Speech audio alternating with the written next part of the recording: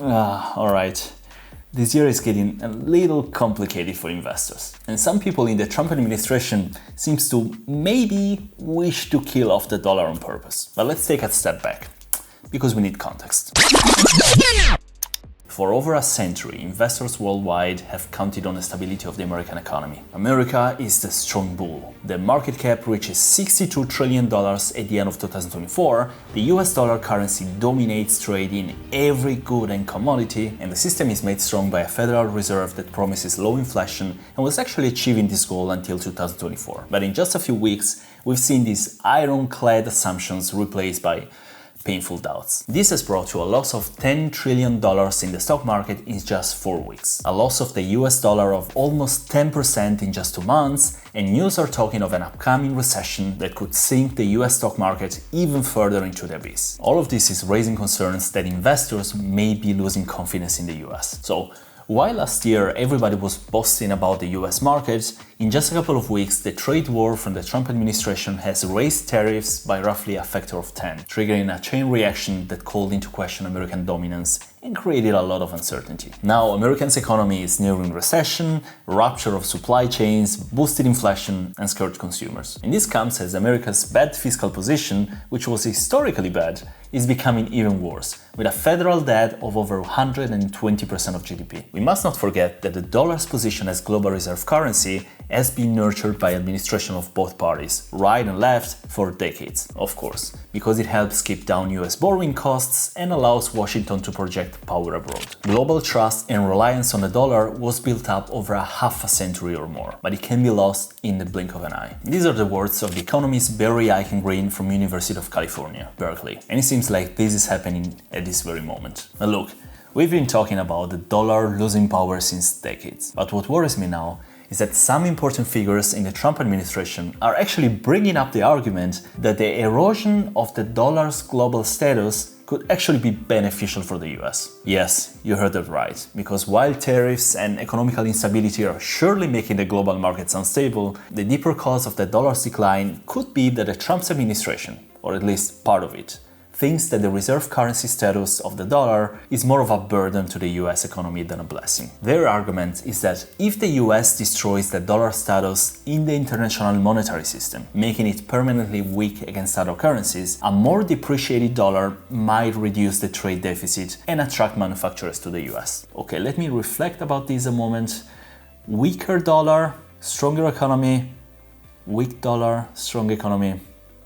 I don't know. I don't see how this would work. If the US dollar weakens, and with it, its international status, we would have rising US borrowing costs, and in the future, China would easily internationalize its own currency. But look, just to explain both sides. The view that the dollar's reserve currency status is a problem comes from the idea that its role in the global monetary system is a form of Dutch disease. The term Dutch disease comes from the fact that in the 1960s, the Netherlands in Europe were big exporters of natural gas, which led to an appreciation of their currency that made their economy, especially in the manufacturing sector, uncompetitive. By analogy, some in the Trump administration argue that the dollar's attraction has created so much demand for it that the US has lost competitiveness. Vice President J.D. Vance, for instance, set out a version of this argument in 2023, when he was still a senator. He questioned the value of the dollar's reserve currency status by comparing it with Appalachia's resource curse, arguing that the importance of coal to the regional economy has led to a hollowing out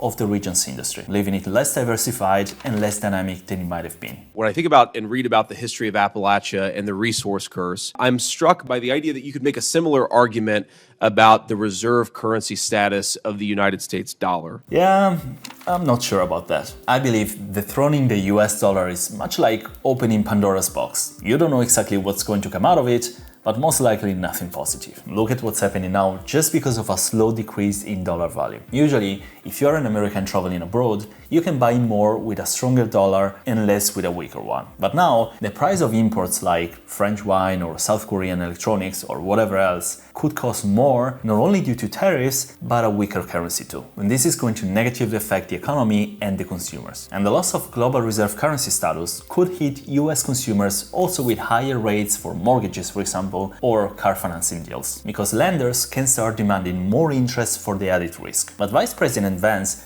was not the only one in Trump's administration that spoke against a powerful dollar. More recently, Stephen Myron, the chairman of President Trump's Council of Economic Advisors, has argued in a White House website that the reserve function of the dollar has caused persistent currency distortions that have helped to saddle the US with unsustainable trade deficits as foreign goods became cheaper relatively to those produced domestically. Now, when I think about the US dollar and how it's developing, it's certainly true that the dollar is currently elevated, even though it's far away from its strongest level of 1985. But this doesn't mean it must have anything to do with its reserve currency status. The past 50 years have seen the dollar go through huge swings, sometimes appreciating, as it has during the past decade, and sometimes depreciating, as it did for 10 straight years from 2002 onwards. So it's weird to hear members of the US administration claim that the dollar's current strength has anything to do with its reserve currency status, since the status has diminished in the past decade while the dollar was appreciating. At the end of 2024, the dollar accounted for 58% of global foreign exchange reserves, while 10 years earlier, that share was 65%. Equally, the share of the US Treasury market owned by foreigners has also fallen sharply, from 50% in 2014 to around a third today. So in my opinion, the rise of both the dollar and the US trade deficit during the past 10 years is simply because the US economy in the past decade has been stronger than its competitors. So the dollar got stronger and the trade deficit rose. You don't need to have a reserve currency to see a deterioration in your trade balance, because it's only really determined by the gap between savings and investments. Now, even though some people in Trump's entourage might believe that a de-dollarization is beneficial to the US, luckily some others in the same administration disagree with it, like Treasury Secretary Scott Bessent. Now, I am no economist, just like most people in politics, by the way, but I know this. If the international monetary system can't rely on the dollar's full convertibility anymore, or its availability in a crisis, we're going to be entering uncharted territory. If these people, or more people in the Trump's administration, were to further undermine the dollar's global status, they could not only increase more and more doubts and uncertainty, but it would be a needless act of harakiri for the US. So this is what worries me, because look, I don't want to make my channel a political platform because that's not my place. But when I see the dollar weakening and then a trade war with incredible tariffs that are applied to everyone and then basically changed every couple of days, this, in good or in bad, is just showing unpredictability. And this makes the US seem less stable, less reliable, and a less safe place for our money. In addition, we are not even sure that US tariffs will drive down trade deficits, as Trump says. It might be, like Trump says, that countries are ripping off America. But in calculating the tariffs, Trump looked at trade deficits only in goods, not services in which the US excels. And most economists think that trade deficits are not a sign of national weakness anyway,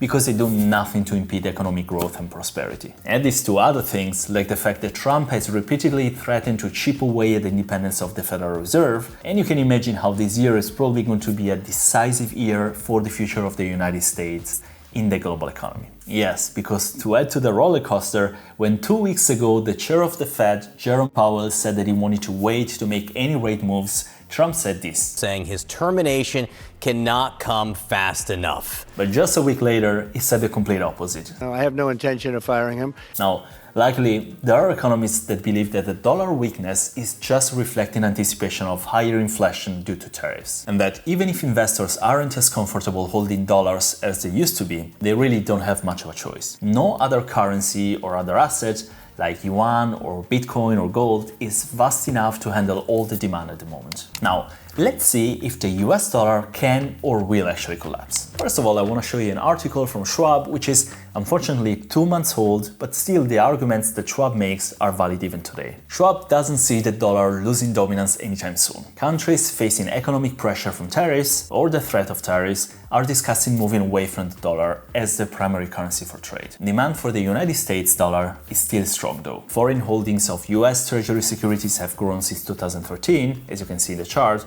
but the biggest argument in favor of the dollar remaining the reserve currency is that there aren't at the moment any viable alternatives. A reserve currency needs to be freely convertible and have deep and liquid bond markets to be considered safe for foreign central banks to hold. Central banks need to know that their money is easily and readily available when needed, particularly in times of stress. In the US, with a large, open and liquid market for treasury securities, fits that role. That's why when the COVID crisis hit the global economy, the US Federal Reserve expanded its swap lines with foreign central banks to enable access to dollars for countries that were struggling to access dollars for trade or for debt payments. Sure, other major countries' markets have these qualities, but the size and openness of the US market is difficult to match. If you take Europe, for example, Europe's bond markets are more fragmented than the US market. Or take Japan. Japan's bond market is closely controlled by its central bank, which owns the bulk of its government debt. China has capital controls, and its currency isn't even fully convertible. Giving up capital controls would mean that the government would relinquish control over investment flows and leave the currency susceptible to decline if domestic investors move their money elsewhere. So China also won't do it, at least at the moment. Nevertheless, investors worldwide might wonder if investing in ETFs based in US dollar poses a risk to their portfolio. Obviously it does. When you invest in an ETF based on US dollars and you live, for example, in Europe, if long-term euro gains value compared to the US dollar, your investments are not going to grow as fast. But the opposite is also true. If the euro currency weakens compared to the US dollar, you're actually going to have a higher performance on your US dollar ETFs than the one that Americans are going to have. And just as a drop in price in US stocks and ETFs means you're buying them cheaper, even a drop in value of the dollar compared to other currencies like euro might be seen as a chance. Because right now, if you are from another country and hold ETFs in US dollar, the ETFs crashed more for you than for Americans. So you can buy even cheaper. And if the US dollar rises again compared to your currency, you're going to see a higher gain than the one that Americans will see when the market recovers. So this weakening of the dollar, if temporary, can also be seen as an advantage. I believe that the US dollar still has a long way as the primary global reserve currency. Still, I share your worries, and for this, I want to present to my international viewers an alternative which is called hedged ETFs. USD hedged ETFs invest in US assets but have a way to protect against currency fluctuations between US dollar and your currency. To do this, they employ financial instruments such as forward contracts to neutralize the impact of currency movements. The advantage is obviously the risk mitigation, ensuring that returns are driven by the asset's performance and not by currency exchanges. The disadvantages are first, additional costs, because hedging involves expenses, and second, the limited upside, because if the US dollar strengthens again against your currency, you actually gain less than with an unhedged ETF. So the most important thing to remember is that when you buy a hedged ETF from your country, you're betting that the US dollar will lose value in the long term compared to your currency. If you buy an unhedged ETF, you're betting that the US dollar will gain value in the long term compared to your currency. So how do you choose? First of all, look at your personal risk tolerance. If you're going crazy right now because the market is going down and you're panicking because also the dollar is losing, then hedged ETFs might be more suitable. If you have faith in the American economy and you think that the US dollar will strengthen again over the long term, unhedged ETFs could offer you a better return. Unfortunately, I can't give you a secret recipe. I believe that right now a dollar weakening compared to euro or other currencies is a good chance to buy American assets at an even lower price. But that's just my point of view. In case you want to buy hedged ETFs for American equities and you live in Europe, you could go, for example, for the SPDR S&P 500 Euro Hedged UCITS ETF, ticker SPPE, or the same one from iShares, the iShares S&P 500 Euro Hedged UCITS ETF. For a world ETF instead, a good hedged version is the Core MSCI World Euro Hedged, ticker IWLE, that covers over 2,900 companies worldwide with focus on the US, but hedging all currency included against euro. So I try to give you an overview of what's happening right now with the US dollar, and I try to give you alternatives if you want to protect yourself against weakening of the US dollar. I hope this video was useful. If it was, drop a beautiful like and subscribe to the channel for more videos like this. I wish you a great day or evening, and as always, I'll see you in the next video. Ciao!